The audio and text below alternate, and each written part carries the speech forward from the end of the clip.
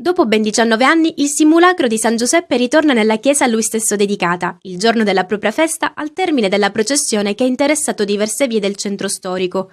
Un momento tanto atteso dai parrocchiani e dai devoti e che ha rappresentato l'evento conclusivo della lunga settimana di festeggiamenti del Santo Patriarca. Ha pellegrinato pure lui, come quando se ne andò in Egitto, se ne andò pure qui in giro per la nostra chiesa di San Domenico e per fortuna adesso, dopo i lavori di restauro e di sistemazione, ritorna nella sua casa.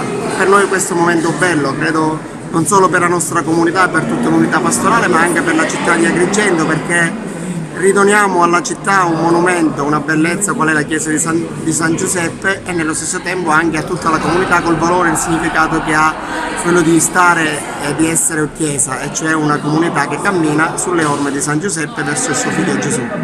Anche con la pioggia però ci siamo riusciti, finalmente San Giuseppe dopo 19 anni rientra nella sua chiesa.